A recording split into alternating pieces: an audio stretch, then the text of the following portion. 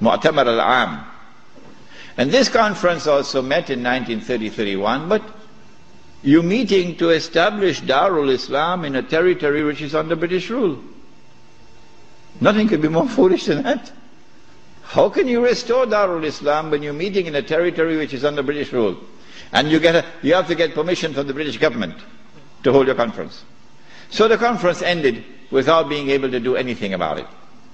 Since then to this day, there has been no effort, no significant effort on the part of the world of Islam to restore the Khilafah. Why? Simple. Because you cannot restore the Khilafah unless and until you can liberate the Hijaz, Makkah and Medina. You can't do that. When the Hijaz, the security of the Hijaz is underwritten by Uncle Sam. What is the replacement of the Khilafah? Around the world, beginning with the secular Republic of Turkey, and then an Iran which resembles a Shia republic, but essentially is a secular republic. And then the secular Republic of Pakistan, which of course has now become the American Republic of Pakistan. And then in 1933, the Republic of Saudi Arabia, but they're parading as a monarchy, but it's actually a secular state. Because it has all the trappings of a secular state. A secular state has territorial sovereignty. The state of Saudi Arabia has territorial sovereignty. A secular state has citizenship. Once upon a time when I went to Mecca, I was Muslim. And the only difference between me and my fellow Muslim who was resident in Mecca was that I was Musafir and he was Sakin. Other than that, we're the same. But now, I am a foreigner. If this is not bid'ah, I should change my name. I am now a foreign national. And they are Saudis. And all the oil that Dajjal discovered underneath the soil belongs to them. They own it. So what about Abdulaziz ibn Saud's proclamation that this entire land belongs to the world of Islam? That's forgotten. That's why they hate me for reminding you of these things. The entire world is now embraced. The entire world of Islam is now embraced by the modern secular state. Now let me say to you before I leave Australia, any Muslim, whenever I talk on two subjects, a lot of people now begin to behave strangely towards me. But while it pains my heart, it will not change me. Because I do not teach Islam to please people.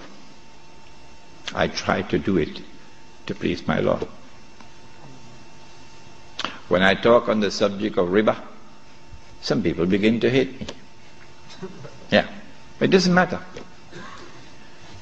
When I talk on this subject also, when a Muslim pledges his allegiance to the modern secular state and to its constitution, which declares that Allah is no longer Al-Malik, no longer Al-Akbar, no longer Al-Hakam.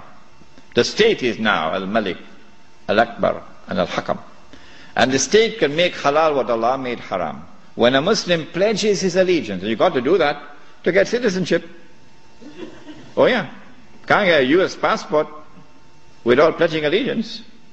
When you do that, you commit shirk. If you don't believe me, no problem, no problem. When you reach the grave, then you will see. When a Muslim goes and votes in the elections to constitute the government which will preside over this shirk, you enter into shirk. But if you don't believe me and you want to go and vote in the elections, I am not stopping you. So don't let there be any bad blood between us. I'm not stopping you. But when you enter in the grave and you find that you've entered into shirk, do not plead ignorance, that's all. Stand up like a man and take it on that day. This is now the universal shirk that the Prophet ﷺ had prophesied. He said the time would come when shirk will be everywhere, be so difficult to recognize it. However, as difficult as it would be to recognize a black ant on a black stone on a dark night. So if you did not recognize it before this lecture, don't be surprised, but now you know. This universal secular state is now used to embrace all of mankind, including the world of Islam, in political globalization. So that eventually you have one government over all of mankind. Eventually the Jews will now rule the world using that structure. That's about to happen. We already made significant progress towards that day.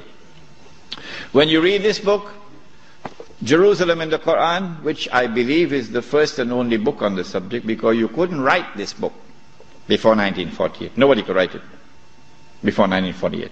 Not in 1400 years of this history. In fact, it was difficult to write this book in 1948. It's easy to write it now, but difficult to write it at that time. When you read this book, then you'll understand why it is, I say, that we are now located at that moment in time when one ruling state is about to give way to another. That the state of Israel is about to replace the United States as the ruling state in the world.